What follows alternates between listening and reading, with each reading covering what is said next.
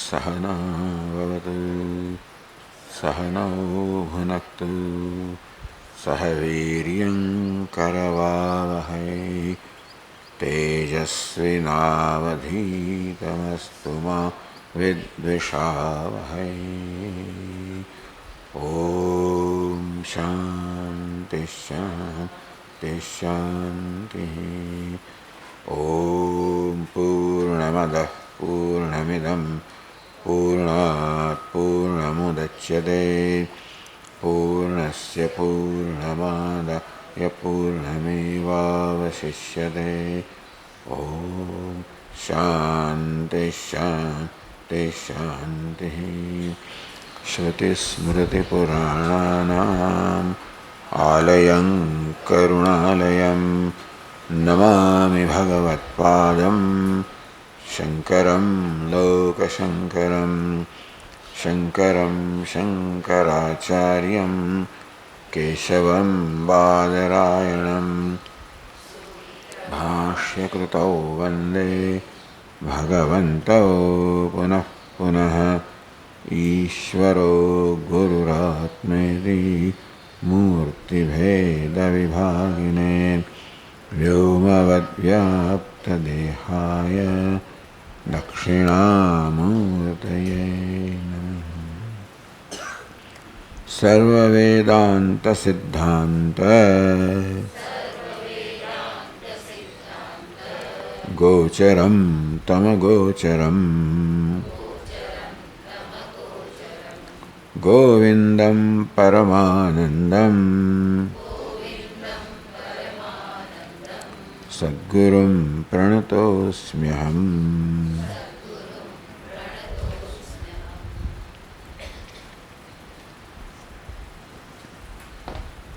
તો વિવેક સ્વામી આપણને આત્મ અનાત્મ વિવેક શીખવી રહ્યું છે. એ પ્રક્રિયામાં અથવા તો અનાત્માનું પંચકોશમાં વિભાગીકરણ કરવામાં આવ્યું. અન્નમય, પ્રાણમય, મનોમય, વિજ્ઞાનમય, આનંદમય. ગઈકાલે વાત કરી તે પ્રમાણે આ કોષ એટલે કશું કોષ હોય, કંઈક ઢાંકી દેનારું હોય, કોઈક આવરણ હોય. જેમ તલવારમાં મ્યાન હોય, કોઈ મ્યાન હોય એના આત્માને ઢાંકી દેતો હોય, એવું કોઈ ઢાંકનારો કોઈ તત્વ નથી. કોશવત આચ્છાદકત્વાत्. કોષ હોય, મ્યાન હોય અને જેમ તલવારને ઢાંકી દે તેવી રીતે જાણે કે આત્માને ઢાંકવાનું કામ કરે છે. અર્થાત મ્યાન ન હોવાથી તલવાર હોવા છતાં પણ આપણે દેખાય નહીં, એનું જ્ઞાન ન થાય, દેખાય નહીં.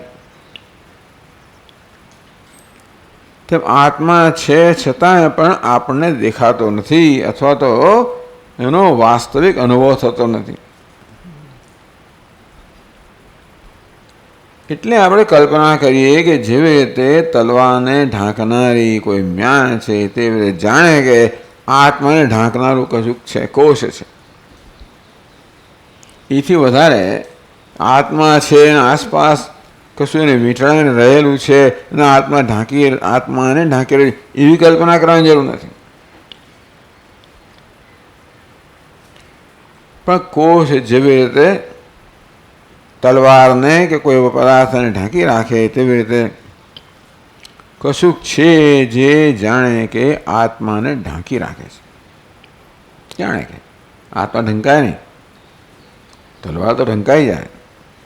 કે તલવારને પોતાને પ્રગટ કરવાની સ્વતંત્રતા નથી, એ માટે એ તો પ્રગટ ના થાય. પણ આત્માને કોઈ ઢાંકી ના શકે, તો સ્વયં પ્રકાશ છે. એ રીતે આત્મા ઢંકાતો નથી કે આત્માનું જ્ઞાન જ નથી, આત્માનું અનુભવ સતત આપણને હોય જ છે. કારણ કે આત્મા હું સ્વયં પ્રકાશ છું. અરે ગાઢ નિદ્રામાં પણ આત્માનો અનુભવ ના હોય તો ના જ બની નોંધ ન લેવા જુદી વાત છે. આપણું ધ્યાન બીજી બધી હોય એને કારણે જેનો અનુભવ થઈ રહ્યો છે એવા આત્માનું ચૈતન્ય નોંધ ન લેવા જુદી વાત છે. પણ ચૈતન્યનો અનુભવ ના થાય કે અનુભવ સ્વરૂપ હશે. એ રીતે પણ આત્મા ઢંકાઈ ગયું નથી તલવારની જેમ.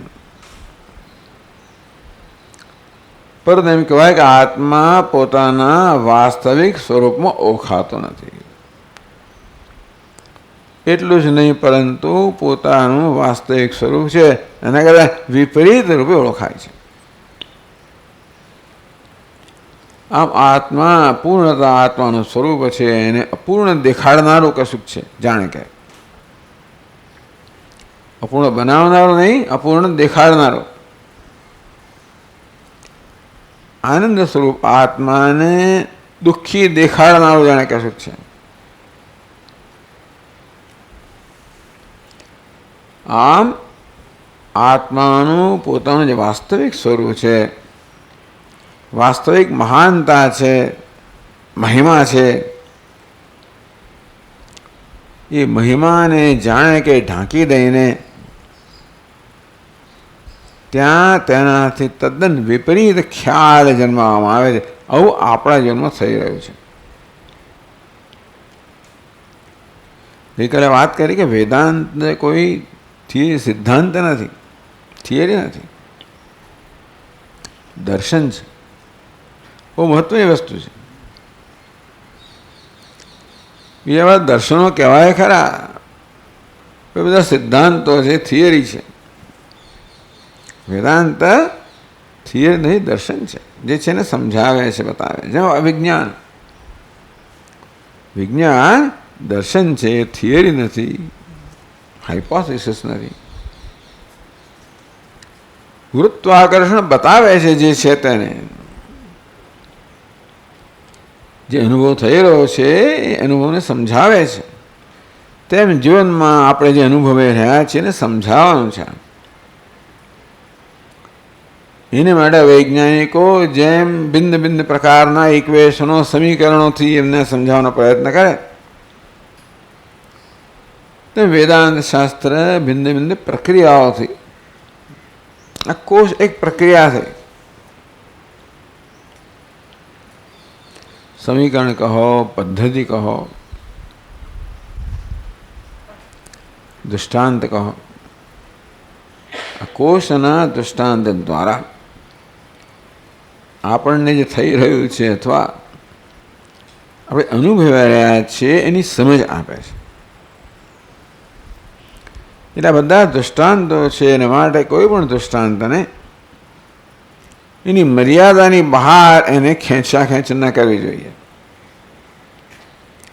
અર્થાત દૃષ્ટાંતના બધા જ અંશને આમાં અપનાવવાનો કે લાગુ પડવાનો પ્રયત્ન ના થવો જોઈએ.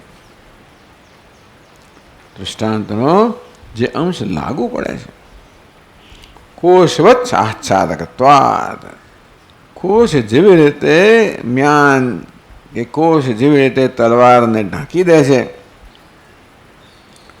તલવારના જ્ઞાનથી આપણને વંચિત રાખે છે હોવા છતાંય, તેમ કશુંક આત્માને જાણે કે ઢાંકી રાખે, ઢાંકી દે છે. આત્માના પોતાના વાસ્તવિક જ્ઞાનથી આપણે વંચિત રાખે છે. તો આ અન્નમય આ બિચારું શરીર શું ગુનો કર્યો ભાઈ? તો કે હા, શરીરના હવા માત્રથી શરીરમાં અહમભાવ થઈ જાય છે. એને આપણે નૈસર્ગિકો એમ નૈસર્ગિક કહીએ, સ્વાભાવિક કહીએ, અનાદિકાળ કહીએ. અર્થાત જેની પાછળ કોઈ સંકલ્પ નથી, ઈરાદો નથી, જે થઈ જતો હોય છે, ટેવ જેને કહેવાય. એને વાસના પણ કહેવામાં આવે છે. દીર્ઘકાળથી અમુક વસ્તુ કરતા જ આવ્યા હોય તો જ્યારે થઈ જતી હોય છે, આપણે પછી કહેવાની હોતી નથી, કરતા નથી હોતા. તેવી રીતે આ દેહમાં અહમભાવ થઈ જાય છે, થઈ જાય છે. નસીબ જોગે ટેબલ ખુરશીમાં થતો નથી, પણ દેહ સાથે આપણો વિશેષ સંબંધ છે, તે દેહમાં અહમભાવ થઈ જાય છે. અર્થાત દેહ જાણે કે હું છું એમ કરીને આપણી સમક્ષ પ્રગટ થાય છે, દાવો કરે છે. હું બ્રાહ્મણ છું, ક્ષત્રિય છું, પુરુષ છું, સ્ત્રી છું, ઊંચો છું, નીચો છું વગેરે આ દેહના ધર્મને પોતાના ધર્મ માનવામાં આવે છે. આ થઈ જાય છે કે કોઈ શીખવાડ્યું નથી, કોઈ શીખવે તો છોડવાય તૈયાર નથી આપણે પાછા, એટલે આપણે દ્રઢ છીએ. માટે આ પ્રકારના ભ્રમને કોશ કહેવામાં આવ્યો. દેહોહમ, આ ભ્રમ છે એ બ્રહ્માહમ બ્રહ્મ અહમ આત્માના વાસ્તવિક સ્વરૂપને જાણે કે ઢાંકવાનું કામ કરે. આ પદાર્થ સર્પ છે એ ખ્યાલ જેવી રીતે રજ્જુ એનું વાસ્તવિક સ્વરૂપ છે એને જાણે કે ઢાંકવાનું કામ કરે છે. જ્યાં સુધી મારા મનમાં આ વસ્તુ પદાર્થ સર્પ છે એવો ખ્યાલ જળવાય રહે ત્યાં સુધી એ રજ્જુ છે એવું જ્ઞાન થાય નહીં. તેમ જ્યાં સુધી હું દેહ છું એ પ્રકારનો ખ્યાલ જળવાય ત્યાં સુધી હું બ્રહ્મ છું જ્ઞાન થાય નહીં. એટલે વેદાંત શાસ્ત્ર આ ખ્યાલ જે છે ને એનું અન્વેષણ કરે છે.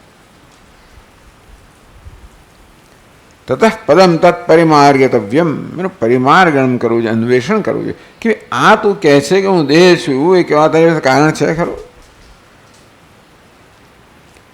તો બતાવે છે કે હું દેહ છું એ કહેવાનું કોઈ કારણ નથી કે કેવી રીતે હું દેહથી ભિન્ન છું. દેહમાં આત્મા કહેવડાવવા જેવું કશું છે જ નહીં, અને માત્ર ટેવ જ છે, હેબિટ, સ્વભાવ થઈ ગયો છે.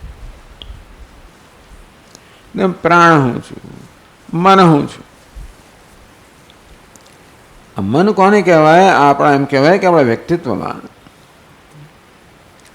બે પ્રકારની વૃત્તિઓ છે. એક આવેગાત્મક વૃત્તિ છે અને બીજી વિચારાત્મક વૃત્તિ છે. આવેગથી થઈ જાય આ બધું જ દેહોહમ આવેગ જ છે એને કહેવાય. કોઈ પ્રકારના પૂર્વ વિચાર વગર, ડેલિબરેશન વગર,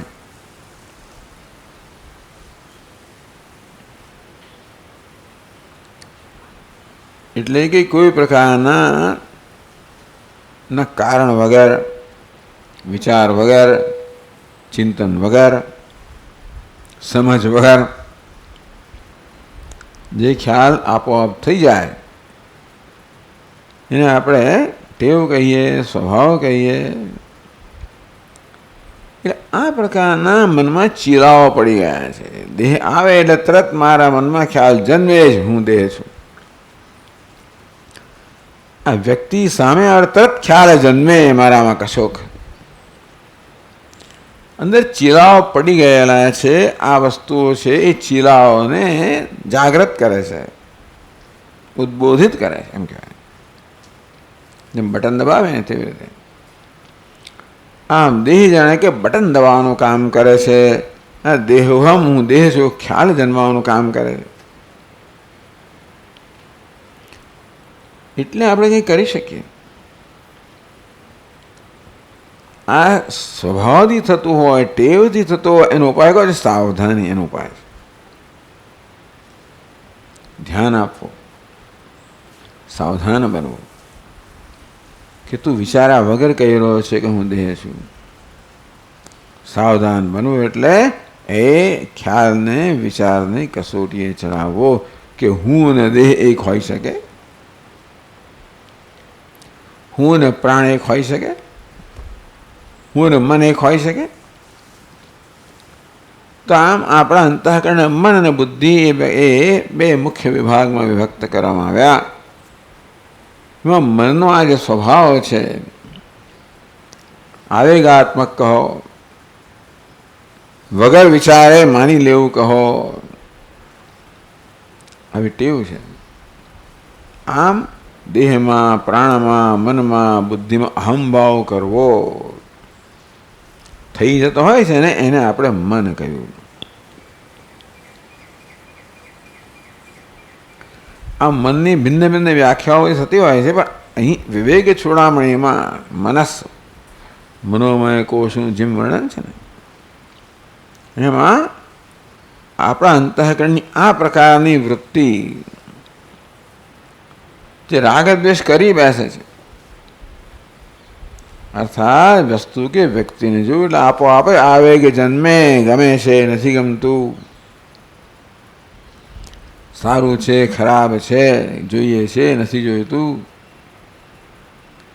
તેમ દેહનો ખ્યાલ આવતા જ મનમાં દેહ હું છું, જાડો છું, પાતળો, ચિંતા બધું જાત જાતનું થાય. તરત અનેક વસ્તુ ટ્રિગર થઈ જાય. બધી દેહના વિચાર સાથે આખી એક વિચારધારા જે છે ને એ જાગૃત થઈ જાય. તેમ પ્રાણના વિચાર સાથે બી વિચાર જાગૃત થઈ જાય. મનના વિચાર બીજી વિચારધારા જાગૃત થઈ કે હું આવો છું, આવો છું, આવો છું. આ પ્રકારનો પોતાના વિશે અનેક પ્રકારના કોમ્પ્લેક્સિસ ગ્રંથિઓ જન્મ આવ્યા પ્રત્યેક વસ્તુ. આમ પ્રત્યેક ગ્રંથિ આપણને આત્માના વાસ્તવિક જ્ઞાનથી વંચિત રાખે છે, તે વિપરીત જ્ઞાન જન્માવે છે. ટૂંકમાં આપણું જીવન વિપરીત જ્ઞાન પર રચાયેલું છે. પોતાના સ્વરૂપના વાસ્તવિક જ્ઞાન પર નહીં, પોતે છે એના કરતાં વિપરીત વિરુદ્ધ માનવું એના પર રચાયેલું છે. આવું કેમ થયું હતું કે આ પ્રકારના વિરુદ્ધ ખ્યાલ જન્માવા માટે આ 5 વસ્તુઓ જવાબદાર છે, અથવા 5માં હંભાવ જવાબદાર છે. આ શરીરમાં, પ્રાણમાં, મનમાં, બુદ્ધિમાં, આનંદમાં. મળે એ બધા પ્રકારના ખ્યાલોને કોષ કહેવામાં આવ્યા. આ દેહ કોષ નથી, દેહોહમ. આ દેહમાં અહમ બુદ્ધિ કોષ છે. તો મનોમય કોષની વાત કરવા, વિજ્ઞાનમય કોષ.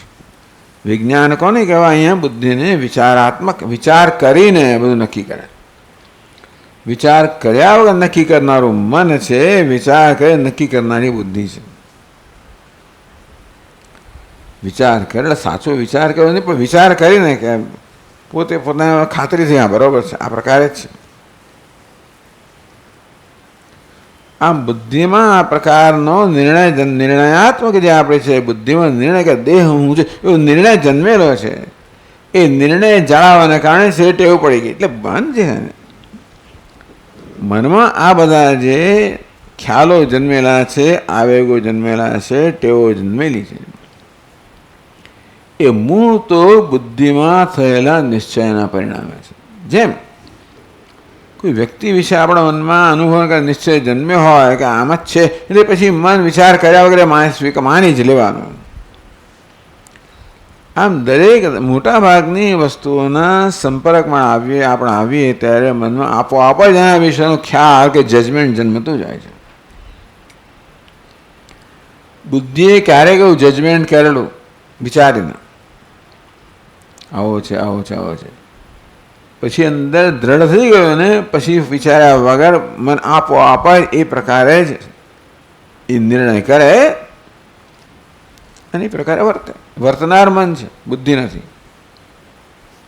વ્યવહાર કરનાર, વર્તન કરનાર મન છે, બુદ્ધિ નહીં. પણ બુદ્ધિમાં ડાપણ હોય જેવો નિયમ, એટલે બુદ્ધિ બધા સાચા નિર્ણય કર્યો કંઈ નિયમ નથી. આ બુદ્ધિએ બહુ ખોટા નિર્ણયો કરેલા છે. શરીર હું છું, મન હું છું, બુદ્ધિ હું છું, પ્રાણ હું છું, અહંકાર હું છું, આવા નિર્ણયો વિચારીને કરેલા છે. જે કઈ રીતે વિચાર કર્યો હોય એ નિર્ણય પછી હવે ટેવ બની ગયા, સ્વભાવ બની ગયા. એ સ્વભાવાત્મક વૃત્તિને મન કહીએ, વિચાર કરનાર વૃત્તિને બુદ્ધિ કહીએ. એટલે અત્યારે પહેલાં આપણા બુદ્ધિને સંબોધીએ છીએ. બુદ્ધિમાં આ પ્રકારના નિર્ણયો થઈ ગયેલા છે કે હું દેહ છું, હું પ્રાણ છું, હું મન છું, અહંકાર છું, જીવ છું, સંસારી છું, બદ્ધ છું. આ બધા નિર્ણયને હવે પડકારવામાં આવે કે વિચારની કસોટીએ ચડાવવામાં આવે છે. બુદ્ધિના સ્તરે નિર્ણય પછી એ નિર્ણય કરી કરીને મનની ટેવ બદલવાની છે. સમજ પડી ને તમને? ખોટા નિર્ણયો કરી કરીને મનમાં ટેવ પડીને એ પ્રકાર આપણે જીવન જીવીએ છીએ.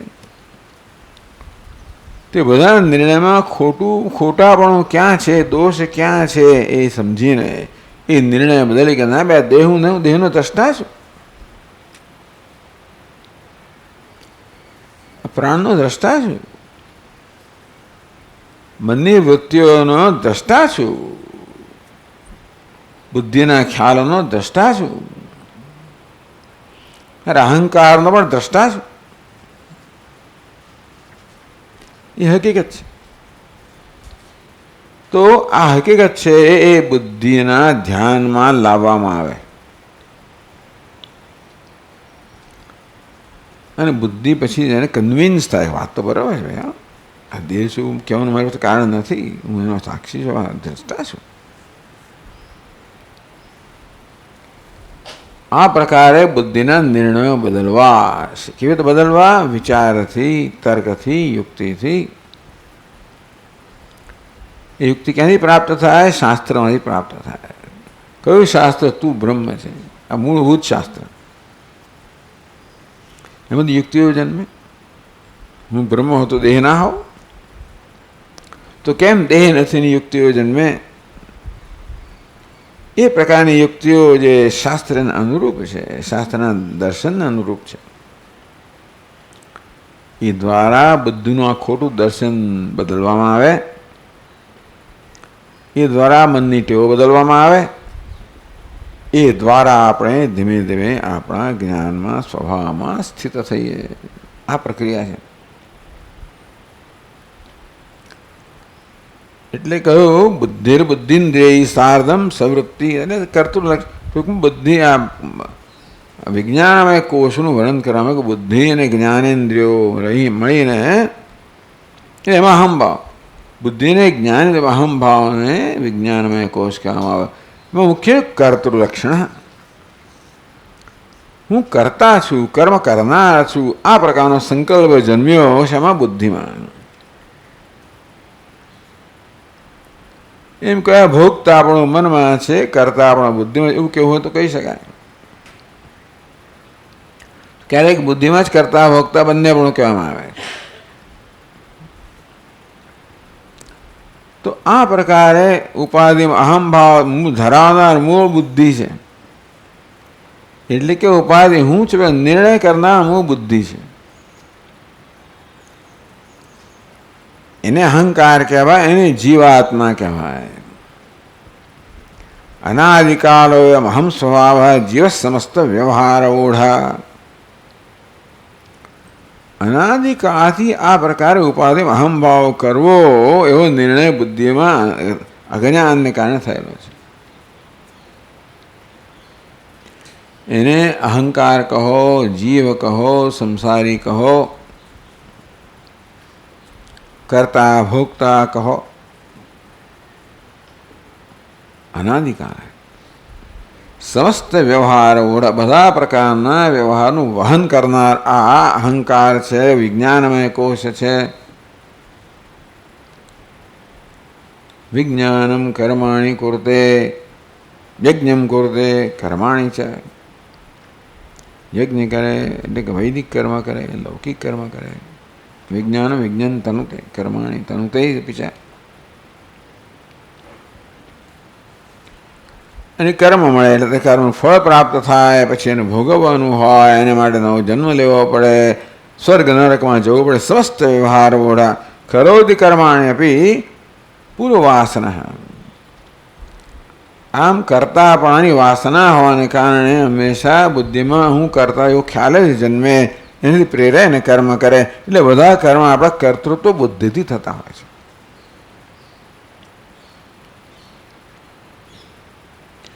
પુણ્યાને અપુણ્યાની તત્ફલાની ભૂંગતે. ક્યારેક વળી બુદ્ધિમાં સત્વગુણ હોય તો પુણ્ય કર્મ કરે, રજોગુણ હોય તો પાપ કરે, તમોગુણ તો પાપ કર્મ કરે, રજોગુણ તો પાપ પુણ્ય મિશ્રણ કરે. તત્ફલાની ભૂંગતે પછી બધા ફળોનું ભોગવે. વિચિત્રાસવ યોનિ એને માટે એને બિચારાને ભિન્ન અહંકારને ભિન્ન ભિન્ન યોનિમાં જન્મ લેવો પડે. કારણ કે આ મનુષ્યોની બધા કર્મફળો આપવા સમર્થ નથી. ક્યારેક સાપ બનવું પડે, વીંછી બનવું પડે, કૂતરું ભસ કર્યું તો કૂતરું બનવું પડે, ડંખ્યા કરે તો સાપ બનવું પડે, ફૂંફળા માર્યા કર્યા હોય તો સાપ બનવું પડે, ડંખ્યો તો વીંછી બનવું પડે. જેવું વર્તન આ જગ્યાએ મનુષ્યના દેહમાં કર્યું અને એવી યોની મળે. એટલે બહુ મનુસ્મૃતિ લાંબુ વર્ણન આવે, અત્યારે આપણે એને એ વિષય નથી. પણ એટલે આ પ્રકારે કઈ વસ્તુ આપણને ભિન્ન ભિન્ન યોનિમાં જન્મ આપે છે, ભિન્ન ભિન્ન પ્રકારના કર્મ, જે ભિન્ન ભિન્ન પ્રકારના કર્મફળની ઉત્પન્ન કરે છે. સદસદ્યોની શું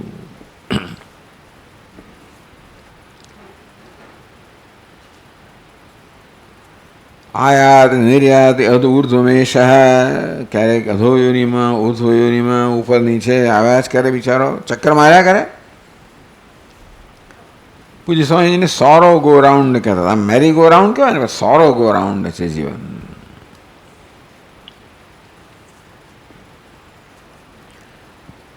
અસ્ય વિજ્ઞાનમે જાગ્રતાદિ અવસ્થા સુખ દુઃખ ભોગ. આ વિજ્ઞાનમય કહો, જીવાત્મ કહો, અહંકાર કહો, સંસારી કહો, આ જાગ્રત, સ્વપ્ન, સુષુપ્તિ આની જ અવસ્થાઓ છે. એ જાગ્રતમાં વિશ્વ બને છે, એ સુષુપ્તિ સ્વપ્નમાં તેજસ બને છે, સુષુપ્તિમાં પ્રાજ્ઞ બને છે. દેહાદિનિષ્ઠા શ્રમ ધર્મ કર્મ ગુણાભિમાનમ, એ જ પોતાનો એવો ખ્યાલ ધરાવે છે, હું બ્રાહ્મણ છું, ક્ષત્રિય છું, ગૃહસ્થ છું, વાનપ્રસ્થ છું, એ પ્રકારે. અને એ પ્રકારના કર્મ મારે કરવાના છે, એવો નિર્ણય ધરાવનાર છે, નિર્ણય કરનાર છે, એનો અમલ કરે મન. અતો ભવત્યેષુ ઉપાધિરસ્ય, એટલે ટૂંકમાં બુદ્ધિ આપણા વ્યક્તિત્વનું સૂક્ષ્મ તત્વ છે, આત્માની નજીકમાં નજીક છે. અને તેથી આ આત્માનો સૌથી પહેલો પ્રકાશ બુદ્ધિમાં પડે અને બુદ્ધિ ચેતનવંતી બને. તેથી બુદ્ધિમાં અહંભાવ સ્વાભાવિક થઈ જાય, એને અહંકાર કહેવામાં આવે. અને ત્યાર પછી મનમાં, ઇન્દ્રિયોમાં, દેહમાં અને પછી મમકાર આ બધું જન્મે. યદાત્મધિ આ સંસારી કહો, સંસરતી ભ્રમેણ.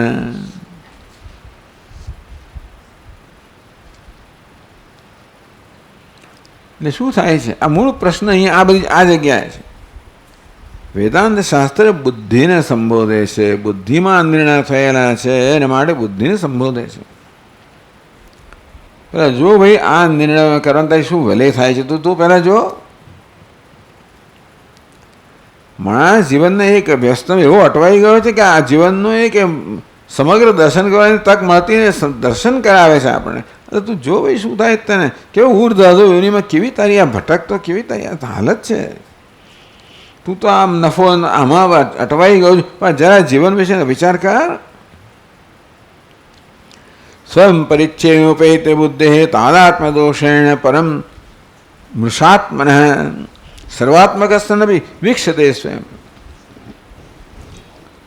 આ બુદ્ધિના નિર્ણયને કારણે કે હું દેહ છું, સર્વાત્મા આપી, આત્મા સર્વાત્મા છું, સર્વનો આત્મા છું, એક છું, અદ્વિતીય છું, અનંત છતાંય પણ સ્વતઃ પૃથક્ત્વેન વીક્ષતે, પોતાને બીજા બધા કદાચ જુદો માને છે.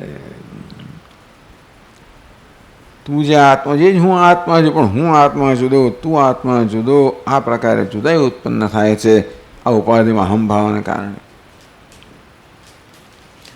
મૃદો ઘટાનિવ, આ ઘડો કે હું માટી કરતાં જુદો છું. ઘણા વહેમ જેમને હું ઘડો છું એટલે માટી કરતાં જુદો, બીજા ઘડા કરતાં જુદો છું.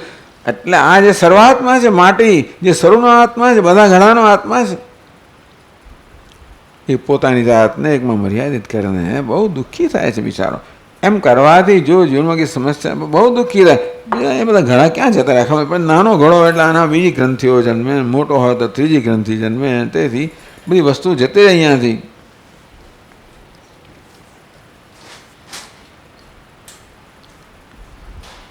એટલે આ ધરાવનારો હોય એટલે દુનિયામાં બીજા ઘડા તો હોવાના જ છે ને, અસંખ્ય હોય. તારતમ્ય હોવાનું, ઊંચા નીચા પણ, મોટા નાના પણ હોવાનું જ વ્યક્તિત્વમાં. અને તેથી પછી આના સંપર્કમાં આવે.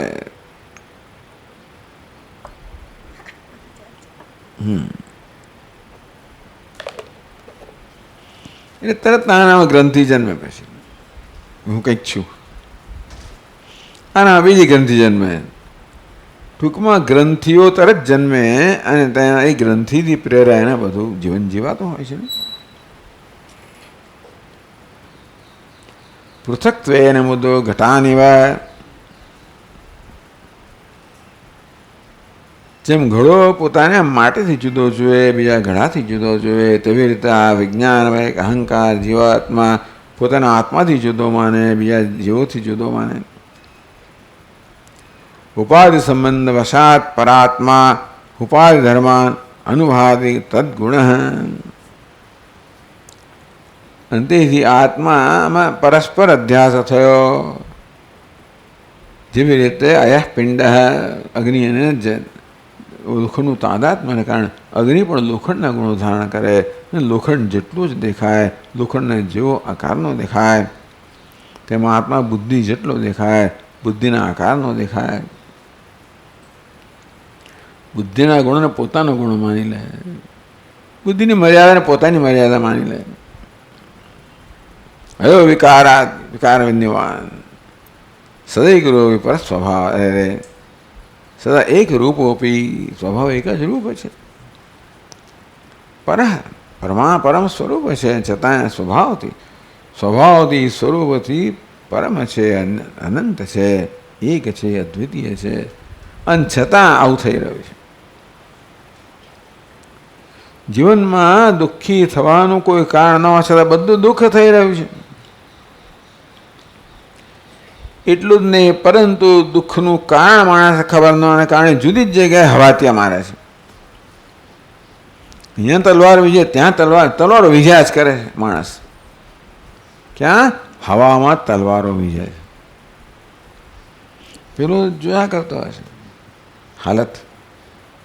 ઈશ્વર સર્વભૂતાના હૃદય અર્જુન તિષ્ઠતિ ભ્રામયન સર્વભૂતાની યંત્રારૂઢાની માયા. ભગવાન જાણે કે બેઠો બેઠો જુએ છે, ચક્કર ફેરવે છે, એવું કહેવાની રીત છે. આ પ્રકાર ઉત્તમ રીતે વર્ણન કર્યું જીવનનું. આપણે એનું કારણ બતાવ્યું. કારણ ક્યાંય નથી, બુદ્ધિમાં છે, બુદ્ધિના અહીંયા ગ્રંથિઓમાં છે. અને એટલે કે જે અનાત્મામાં આત્માવાદી જન્મેલી ગ્રંથિઓ કારણ છે. દુનિયામાં દુઃખનું કોઈ કારણ નથી. એટલે બીજી બધી તારી નજર હટાવો બાપા. દુઃખમાંથી મુક્ત થવા માટે જ્યાં હવા ત્યાં એ છોડ પહેલાં. અહીંયા આ કર્યું ને ત્યાં પેલું કર્યું ને પેલું આ કર્યું ને તે કર્યું ને બધું એ થવાનું નથી કશું. હા, તારે ધન સંપત્તિ વધશે ગયે એવું થયા કરશે, પણ દુઃખ દૂર નહીં થાય.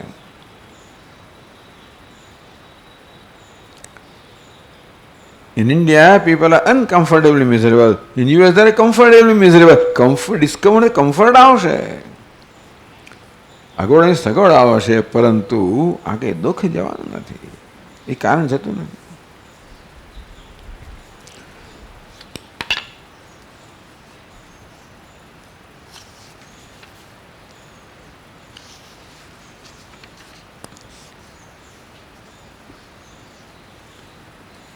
તતો વિવેક કર્તવ્ય પ્રત્યેગાત્મા સદાત્મનો. એટલે આજે જીવાત્મા કહો, અહંકાર કહો, એને આપણે હવે આ વિચારની કસોટીએ ચડાવવાનો છે. જ્યાં આપણને રજ્જુ સર્વ હશે ત્યાં જેમ ટોર્ચ આપણે લગાવીએ તેવી રીતે આજે હું જીવાત્મા છું, જીવ છું, મર્યાદિત છું, આને આપણે વિચારની કસોટીએ ચડાવવાનો છે કે તું ખરેખર આ છે, તારું શું સ્વરૂપ છે. પ્રત્યેગાત્મ સદાત્મનો વિવેક કર્તવ્ય. પ્રત્યેગાત્મા અને અનાત્મા બંને ભળેલા છે. જ્યારે જો તું જ્યારે જાહેર કરે મહાન છું, ત્યારે હું પ્રત્યેગાત્મા છે, મહાન છે તો અનાત્મા છે. આજે જે પોતાને મહાન કહે છે, કાલે એ વળી પોતાને અલ્પ પણ કહેવાનો જ છે કે કશાની તુલનામાં આ ખ્યાલ જન્મ્યો છે ને. આ દરેક ખ્યાલમાં પ્રત્યેક આત્મા પણ રહેલો છે અને અનાત્મા પણ રહેલો છે. આ બંને મળીને આને જીવાત્મા થયો. હું પુરુષ છું, હું સ્ત્રી છું, હું મહાન છું, હું અલ્પ છું. આ પ્રત્યેકમાં હું પણ છે અને પેલો મહાન અલ્પ અનાત્મા પણ છે. મળે વિવેક કરવા બેને જુદા પાડવાની જરૂર છે.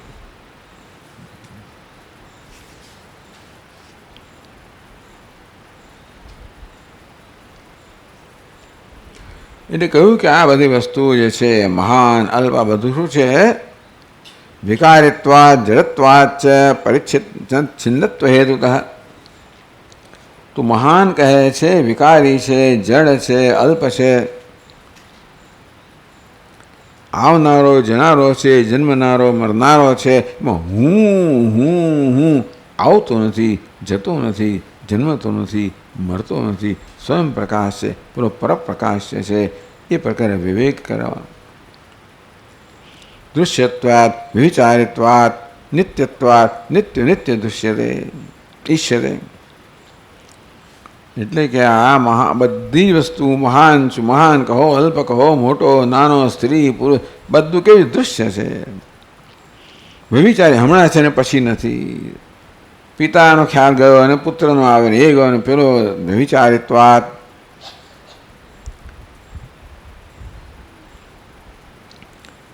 ને અનિત્ય અનિત્ય ઈશ્યતે. અને માટે આ અનિત્ય આત્મા આત્મા નથી અનિત્ય વસ્તુ નિત્ય હોય જ નહીં.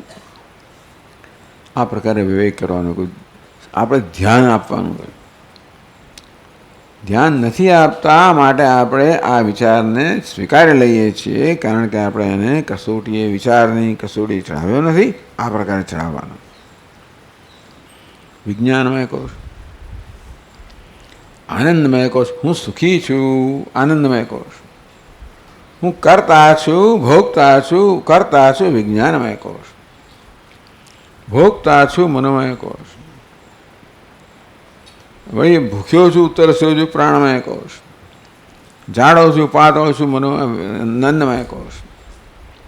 તમે સુખી છો? તો કહેવા માંગે છે કે આ આનંદમય કોષ એટલે હું સુખી છું. એની મુખ્ય અભિવ્યક્તિ ક્યાં છે? સુષુપ્તિમાં છે. આનંદમય કોષ સુષુપ્ત સ્ફૂર્તિ ઉત્કટા. સુષુપ્તિમાં આનંદમય કોષની ઉત્કટ અભિવ્યક્તિ છે અનુભવ છે. આમ જ્યારે જ્યારે એ સિવાય પણ સ્વપ્ન જાગરો સ્વપ્નમાં પણ આપણને સુખનો અનુભવ થાય છે જાગ્રતમાં પણ થાય છે. આવીને જતો રહેનારો હોય છે ઝાંખી થાય છે પળો હોય છે જ્યારે આપણને સુખનો અનુભવ થાય. જાગ્રતમાં નથી સ્વપ્નમાં થાય. તો સુષુપ્તિમાં તો માત્ર સુખનો જ અનુભવ છે. એટલા માટે આનંદમય કોષને સમજવા માટે આ સુષુપ્તિ છે એ ઉત્તમ દૃષ્ટાંત બની રહે છે. આનંદમય કોષ નથી એને સમજવા માટે. આનંદમય કોષ કોને કહેવાય? હું સુખી છું એવી સભાનતા હોય. સુષુપ્તિમાં સભાનતા નથી. સુષુપ્તિ દૃષ્ટાંત છે. સુષુપ્તિના આનંદમય કોષ ભલે કહેતો હોય પણ હું નથી કહેતો. કોષ એટલે સભાનતા ને. અર્થાત જાગ્રતમાં આ પ્રકારની સ્થિતિ જાય એટલે હું મારી જાતને ભૂલી જાઉં છું. સુષુપ્તિમાં શું થાય છે? હું આનંદમાં ગરકાવ થઈ જાઉં છું અને અજ્ઞાનમાં ગરકાવ થઈ જાઉં છું. જાગ્રત અવસ્થામાં આનંદમાં ગરકાવ થયો છું અજ્ઞાનમાં ગરકાવ થયો નથી. હું સભાનતાથી હું સભાન છું આનંદમાં ગરકાવ થઈ ગયો અને સભાન છું. એવી પણ આવતી હોય છે. Moment of happiness moment of ecstasy એવી પણ પણ આવી જાય. હો શું વાત છે એકદમ જ અણધારી વસ્તુ કે થઈ ગઈ અને આમ આનંદમાં હું ભૂલી ગયો મારી જાતને. દેશ કાળ બધાને ભૂલી ગયો ત્યારે મારું વર્તન ક્ષણભર વિચિત્ર થઈ જાય કે હું હોતો નથી. એ પળ જેમાં કરતાય જતો રહે છે. બધી ગ્રંથિઓ જતી રહે છે. હા ભોગવનાર રહી જાય છે સૂક્ષ્મ રૂપમાં. બાકી બધી ગ્રંથિઓ બધી સમસ્યાઓ ક્ષણભરમાં જતી રહે છે. એટલે જાગ્રત અવસ્થામાં પણ આપણને આ પ્રકારે કોઈ પળ એવી આવે છે જ્યારે આનંદમય કોષનો અનુભવ થાય છે. આપણે પૂછી સ્વામીજી કે પળ બહુ મહત્વની છે ભાઈ. ભલે ને અઠવાડિયામાં એક પળ આવતી હોય તો એ મહત્વની છે. એ પળમાં, કારણ કે બધા પ્રકારની ગ્રંથિઓ છે એને છૂટી ગઈ છે. સમજી કે મધર ઇન લો પણ છે, એનો સાળો ઘરમાં છે, નોકરી જતી રહી છે, આટલું દેવું છે, બધી સમસ્યાઓ અકબંધ જ છે. અને તોય પણ કશુંક બને એકદમ ખુશી થઈ જાય, ખુશ આનંદ આવી પળભર માટે. એ ખુશી ક્યારે થાય? સ્લેપસ્ટિક જોક લગાવો, એવી કોઈ જોક લગાવે મૂકે, ખુશ થઈ જાય પળભર. પાછું હતો તેવો ને તેવો થઈ જાય ખરો. ત્યારે શું બધી વસ્તુઓ છૂટી જાય છે. એની બધી ચિંતાઓ છે, સમસ્યાઓ છે, આખી દુનિયાની બધો ભાર બોજ બધો પળભર છૂટી જાય.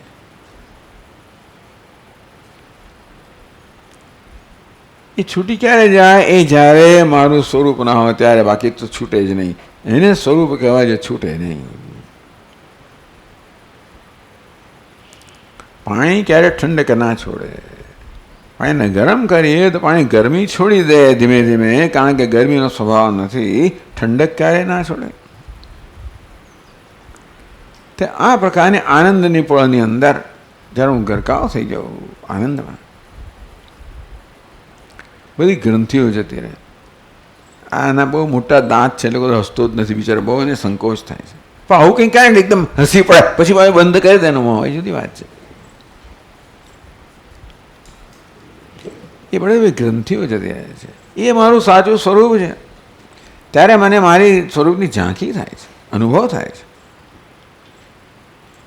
એ પળ પર ધ્યાન આપવાની જરૂર છે. હું આવી ગયો, એડમિશન મળી ગયો, વિઝા મળી ગયો, થઈ ગયો, નોકરી મળી ગઈ.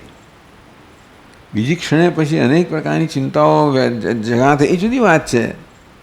પણ એક ક્ષણભર માટે તો મુક્ત થઈ ગયો, અમુક્તિનો અનુભવ છે. એટલે આનંદ પ્રતિબિંબ ચુંબિત તનુ, આમ આનંદને પ્રતિબિંબિત થાય એની આપણે ચુંબન જાણે કે આવી એક ઝાંખી થતી હોય છે. પણ ત્યારે એ આનંદ હું સભાન અનુભવી રહ્યો છું, પણ અનુભવ કરનાર ત્યાં પણ ગરકાવ લગભગ થઈ ગયો છે. એને આનંદમય કોષ કહેવાય. એટલે કે અન્નમયમાંથી અહંકાર દૂર થયો, પ્રાણમાંથી અહંકાર દૂર થયો, મનમાંથી અહંકાર દૂર થયો, બુદ્ધિમાંથી અહંકાર દૂર થયો. ત્યારે આ બધા અહંકારો જે અનેક પ્રકારના દુઃખ અને સંઘર્ષ બધા દૂર થઈ ગયા. ત્યારે પૂરેપૂરી નિરાંત થઈ ગઈ. ત્યારે હું આનંદમાં ગરકાવ થઈ ગયો છું. એને આપણે સવિકલ્પ સમાધિ કહો, યોગીઓની કે કોઈ નહીં, પણ આપણે ક્ષણભર સમાધિનો અનુભવ કરીએ છીએ.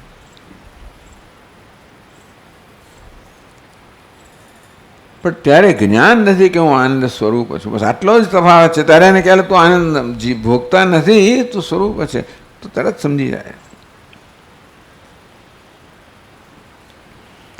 આનંદમય કોષ ના સ્વાદે સુખમ તત્ર નિસ્સંગ પ્રજ્ઞા ભવેત.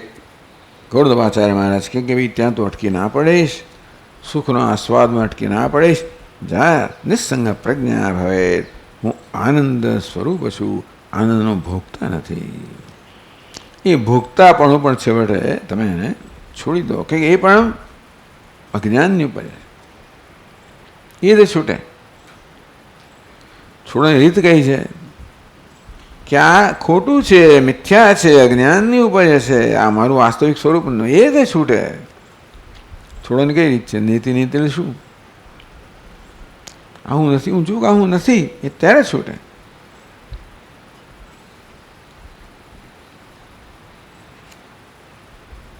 સ્વયમાત્મા સ્વયં જ્યોતિ પંચકોશ વિલક્ષણ.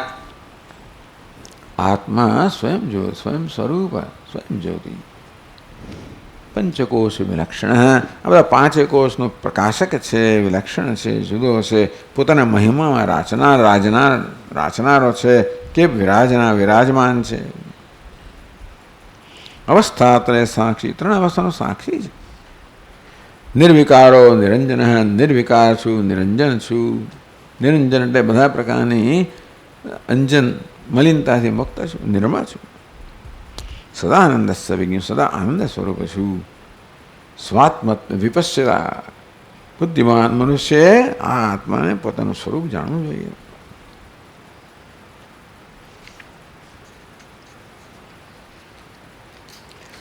આ પ્રકારે કોષાવનાત્મા પરમઃ કા આત્મા, આત્માનું શું સ્વરૂપ છે એની આ પ્રકારે અનાત્મા, કોષાવનાત્મા, અનાત્મા કોને કહેવાય? પરમઃ કા આત્મા, આત્માનું શું સ્વરૂપ છે? તો એવો વિવેક કથમ, એનો વિવેક કેમ કરવો, એ બધા પ્રશ્નો ઉત્તર આપવામાં આવ્યા. આ પ્રકારે ત્વમ પદ છે એનું વિવેક ચૂડામણીમાં આ બધા શ્લોકોમાં નિરૂપણ થયું. વેદાંતનું દર્શન તત્વમસી, એટલે કે હું ચૈતન્ય છું, સ્વયં પ્રકાશ છું, આનંદ સ્વરૂપ છું. એ જ્ઞાન પર્યાપ્ત નથી. છું તો ખરો છે અને બરોબર છે. અદ્વિતીય છું, બ્રહ્મ છું, સર્વાત્મા છું, અદ્વિતીય છું, એ પણ જ્ઞાન જરૂરી છે. ક્ષેત્રજ્ઞમ ચાપ્યમામ વિદ્ધિ, ઇદમ શરીરમ કૌંતે ક્ષેત્રમિત અભિધીયતે. એ તદ્યો વેત્ય, પહેલા શ્લોકમાં 13મા અધ્યાયમાં કહ્યું કે આ ક્ષેત્રજ્ઞ થતું છે, ક્ષેત્ર નથી. દ્રષ્ટા છે, સાક્ષી છે, પ્રકાશક છે, ચૈતન્ય સ્વરૂપ છે. પણ ક્ષેત્રજ્ઞમ ચાપ, હું સર્વ ક્ષેત્રોનો આત્મા છું, હું સર્વાત્મા છું. એટલે વેદાંત શાસ્ત્ર આપણને આ શીખવે છે કે તું આ પ્રકારે સચ્ચિદાનંદ આત્મા છે, પણ સર્વનો આત્મા છે, એક અદ્વિતીય છે. આ વેદાંતની વિશેષ અદ્વિતીયતા, વેદાંતની વિશેષતા છે.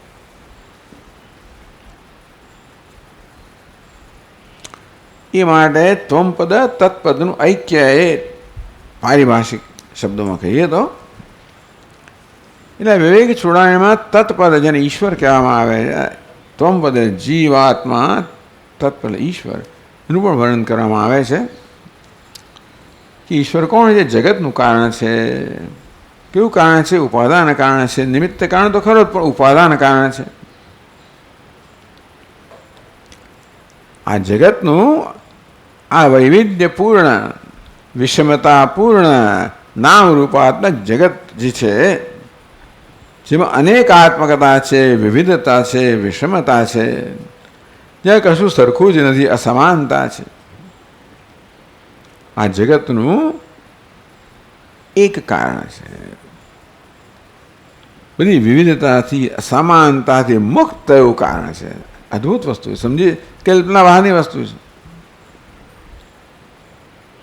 સદૈવ સૌમ્ય ઇદમગ્રાસીત એકમેવા દ્વિતીયમ. હે સૌમ્ય, આ જગત જે છે, જે વૈવિધ્યપૂર્ણ છે, વિષમતાપૂર્ણ છે, જેમાં અનેકતા છે, વિવિધતા છે, વિષમતા છે, એવું નામ રૂપાત્મક જગત, એના સર્જન પહેલાં એક અદ્વિતીય સત હતું, બ્રહ્મ હતો. આ પ્રકારે આ જગતના અનુભવ જે થઈ રહ્યો છે, એ જગતને જે સપાટીનો અનુભવ કરીએ છીએ આપણે, એમાં એના આપણને ગર્ભમાં લઈ જવામાં આવે. એના કારણ તરફ નજર કરો. ટૂંકમાં જીવનમાં માત્ર સપાટી પર જે ભાસે છે એને ધ્યાનમાં લઈને બધું ના કરો, પરંતુ આ જે ભાષે જેનું કારણ છે ને એને પણ ધ્યાનમાં લો. અહમ સર્વસ્ય પ્રભવ મત્ત સર્વમ પ્રવર્તતે ઇતિ મત્વા ભજન્તે માં બુધાઃ ભાવ સમન્વિતાઃ. હું બધાનો પ્રભાવ છું, ઉત્પત્તિનું કારણ છું, મારે કારણે સર્વ છે, હું ઉપાદાન કારણ છું, નિમિત્ત કારણ છું. ઇતિ મત્વા, એટલે જગતને આ પ્રકારે સમજવાનું છે કે જે જગત આપણે અનુભવી રહ્યા છે જાગ્રતમાં, સ્વપ્નમાં, એ તો વૈવિધ્યપૂર્ણ છે, વિષમતાપૂર્ણ છે, અને આપણે એને એ રીતે જ માની લઈને વ્યવહાર કરીએ તો એવું નથી. માત્ર સપાટી પર જે ભાષે એનાથી વ્યવહાર ન કરો. અલંકાર તો અનેક ભાષે છે, પણ મૂળમાં સોનું છે.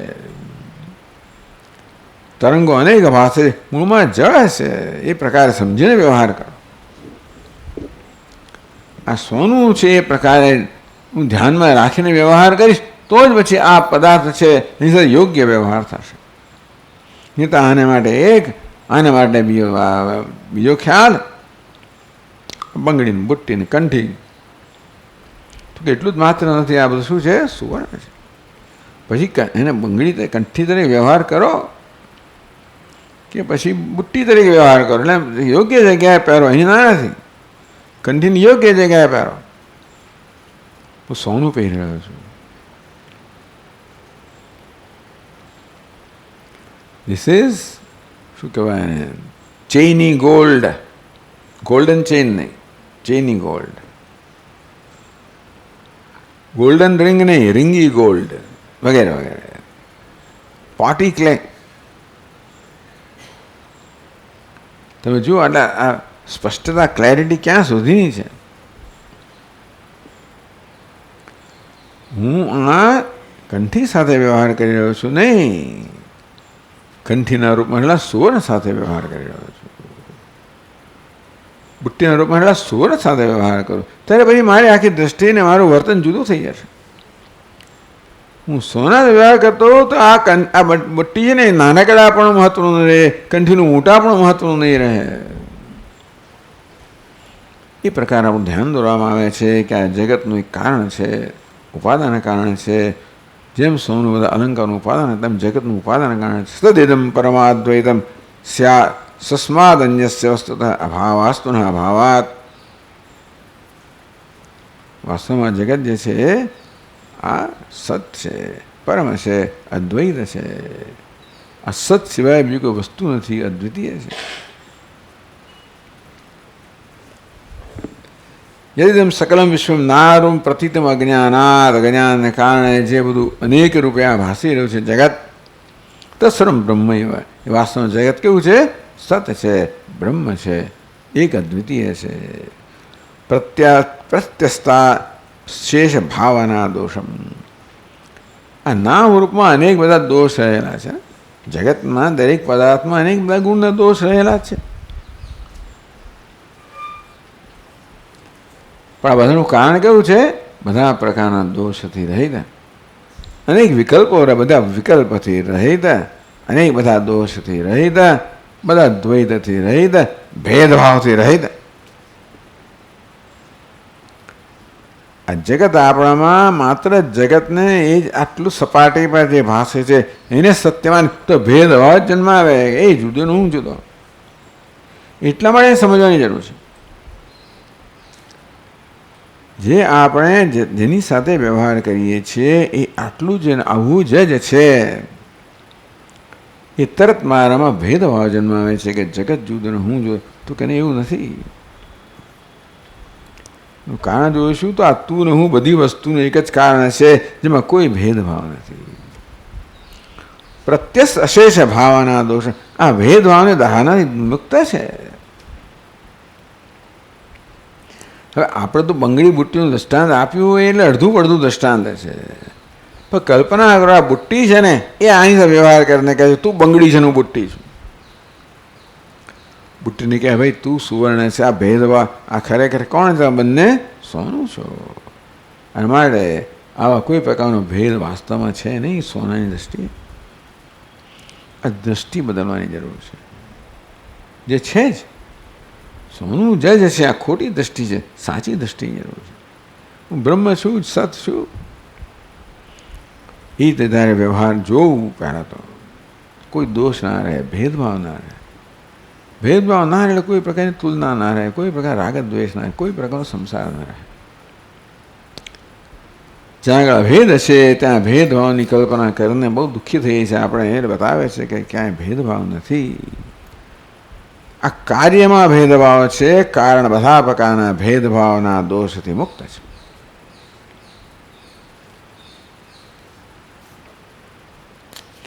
આ પ્રકારે આ જગતનો આત્મા બ્રહ્મ છે, નિર્દોષ છે, પરમ અદ્વૈતમ સત સ્વરૂપ છે, ચિત્ત સ્વરૂપ છે, આનંદ સ્વરૂપ છે, અસ્થિભાવી પ્રિય સ્વરૂપ છે.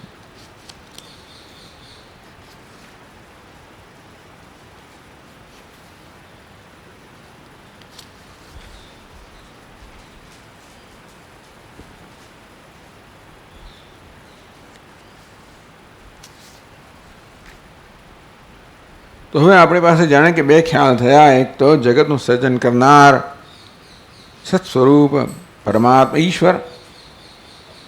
ચાલો એ પણ ઈશ્વર હું સમજ્યો છું, જગતનું કારણ છે, સત છે. હું કોણ છું? તો કે આ ઉપાધિમાં રહેલો દ્રષ્ટા છું, ચૈતન્ય છું. આ ખ્યાલ આવી ગયો, હું ચૈતન્ય છું. કેવું ચૈતન્ય છું? પંચકોશનો દ્રષ્ટા છું. આ જગત શું છે? ચૈતન્ય છે. કેવું છે? જગતના કારણરૂપી ચૈતન્ય છે. સમજ પડી? આવો અવિવેક થઈ ગયો આપણને. ત્યારે જ પછી આ એક ઐક્ય છે ને એનું જ્ઞાન થાય. પહેલાં ત્વમ પદને હું ને આપણે ચૈતન્ય રૂપે જાણવો, દ્રષ્ટા જે ચર્ચા કરવામાં આવી. પછી આ જગતનું કારણ તત્પદે કારણ એને સદચિત આનંદ દ્રષ્ટા તરીકે ચૈતન્ય તરીકે જાણવું. હવે થાય છે કે આ ચૈતન્ય હુંનો વિચાર કરું ત્યારે આપોઆપ મર્યાદિત પણ જાણે આવી જતું હોય છે અને પેલા ચૈતન્યમાં જાણે અનંતપણું આવતું હોય છે. અને તેથી કવિ કહેતા બે ચૈતન્ય જુદા હોય એવું કંઈક ખ્યાલ મનમાં પેલા જૂના સંસ્કારને કારણે જન્મે. ત્યારે કહે છે કે નહીં ભાઈ, તયો વિરોધાય ઉપાધિ કલ્પિત હૈ. ઈશ્વર વિશેનો ખ્યાલ છે ને સર્વજ્ઞ સર્વશક્તિમાન સર્વવ્યાપી, હું અલ્પજ્ઞ અલ્પશક્તિમાન અલ્પવ્યાપી, આ પ્રકારનો ઈશ્વર જીવમાં જે છે આ ભેદ છે એવો ખ્યાલ મારામાં દ્રઢ થયો હતો કે નહીં તો અયમ ઉપાધિ કલ્પિત હૈ. એ જ ચૈતન્ય એ જ પરમાત્મા એક વેશ પહેર્યો છે, વ્યક્તિત્વનો વેશ પહેર્યો છે અને જીવ કહેવાય છે. એ ચૈતન્ય પરમાત્માએ સમષ્ટિનો વેશ પહેર્યો છે, ઈશ્વર કહેવાય છે. એટલે વેશમાંથી અહમભાવ દૂર કરો, બહુ મોટો વૈરાગ્ય માંગી લેજો. આ વેશને આપણે એટલું બધું મહત્વ આપે છે, સત્યતા આપીએ છીએ, અહમભાવ એટલે એને છોડવો મુશ્કેલ છે. અહમભાવને છોડવાનું બીજું છોડવાનું જ નથી ને ભાઈ. ધન સંપત્તિ છોડો એ બધું છોડતું સમજ્યા મારા ભાઈ. એ તો હું શું છોડવાનું છે? આમાં અહમભાવ છોડવાનો છે. ઈશ્વરમાં આપણા મહત્તાનો ભાવ છોડવાનો છે. ત્યાં સુધી કે મહાનતા એ પણ ઉપાધિ કલ્પિત ન વાસ્તવ ઈશસ્ય માયા મહાદાધિકારમ જીવસ્ય કારમ શૃણુ પંચકોશમ. એ ચૈતન્ય પરમાત્મા પંચકોશ વેશને કારણે જીવ કહેવાય છે. એ પરમાત્મા સમષ્ટિ માયાની ઉપાધિને કારણે ઈશ્વર કહેવાય છે. પણ તું જરા આ જીવન તો આ ચૈતન્ય જ નિર્વિશેષ ચૈતન્ય છે. આ માયાની ઉપાય વેશ જ્યારે દૂર કર્યો જાણે એ પણ નિર્વિશેષ ચૈતન્ય છે.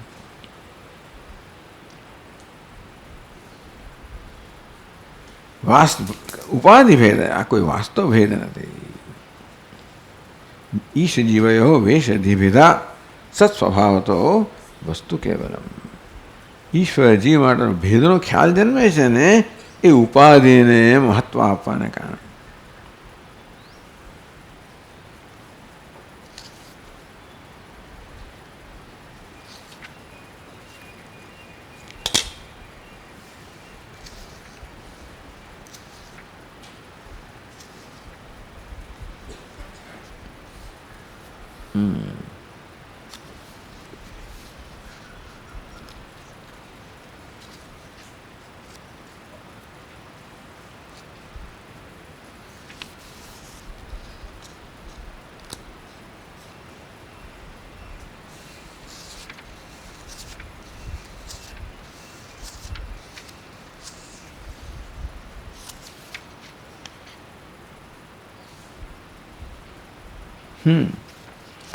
એ તો ઉપાધિ પરજીવયો તયો સમ્યક નિરાશે ન પરો ન જીવ.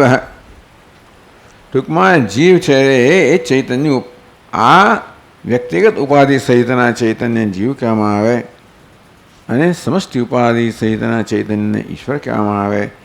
રાજ્યમ નરેન્દ્રસ્ય ભટ્ટસ્ય ખેટકત ખેટક. એક જ અભિનેતા હોય એ રાજા બને, રાજ્યની ઉપાધિ છે ત્યારે એને નરેન્દ્ર કહેવામાં આવે. એટલે ઢાળની ઉપાધિ હોય તો એને લડવૈયો કહેવામાં આવે. એ અભિનેતાને એ કોણ છે? નરેન્દ્ર છે. એ કોણ છે? ખેટક. પેલો કોણ છે? તો કે પેલો ભટ્ટ છે. ભટ્ટ એટલે કે સૈનિક, વીર, લડવૈયો. આ લડવૈયું નામ કોને કારણે છે? એના હાથમાં ઢાલ ને તલવાર છે એટલા માટે, એ ઉપાધિથી. આ નરેન્દ્ર નામ કેમ પડ્યું? કારણ કે રાજ્યની ઉપાધિ છે માટે. એને એ ઉપાધિમાં દૂર કરો તો શું છે? એક જ વ્યક્તિ છે ત્યાં આગળ. ત્યાં નરેન્દ્ર પણ નથી અને ભટ્ટ પણ નથી. આ પ્રકારે આપણને ઐક્યનો બોધ આપે છે. તત્વમસી મહાવાક્ય છે, એના ઐક્યનો આવી રીતે સુંદર બોધ આપે છે. અને તો જ વેદાંત કહેવાય. તો મહાવાક્યનો બોધ થવો જ જોઈએ. તત્પદ અને ત્વમપદ.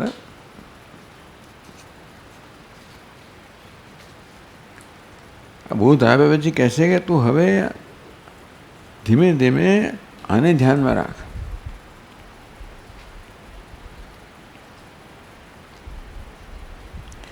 બ્રહ્માહમિત્ય વિશુદ્ધ બુદ્ધ્યા વિદ્ધિ સ્વાત્માનમ અખંડ બોધમ તસ્માત તત્વમસી પ્રશાંતમવલમ બ્રહ્માદ્વમ યત પરમ. તું તત્વમસી છે, અદ્વયમ બ્રહ્મ છે.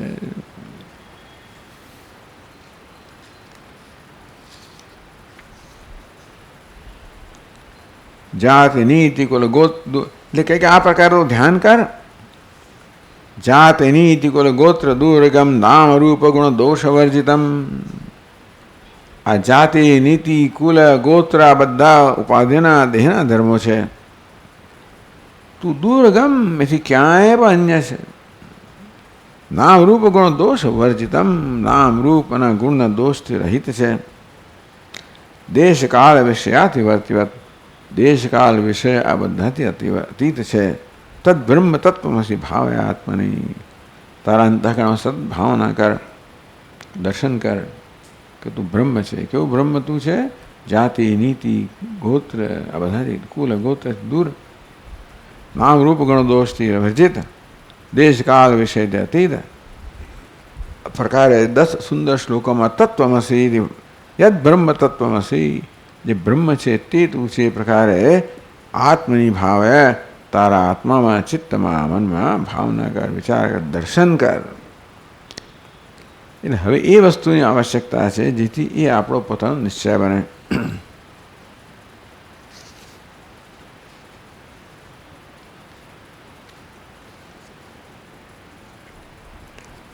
બુદ્ધ ગુહાયામ સદસદ્વિલક્ષણમ બ્રહ્મા સત્યમ પરમદ્વિતીયમ તદાત્મનાયોત્ર વસેદ ગુહાયામ પુનઃ ગુહા પ્રવેશ. બહુ મહાન એનો લાભ કે એનું ફળ તો બહુ મહાન છે. બુદ્ધ ગુહાયામ સતત વિલક્ષણ બ્રહ્માસ્તિ. આ બુદ્ધિ ગુહામાં સત અસતથી, સ્થૂળ સૂક્ષ્મથી, કાર્ય કારણથી વિલક્ષણ બ્રહ્મ અસ્તિ. બ્રહ્મ ભાસી રહ્યું છે, પ્રકાશી રહ્યું છે.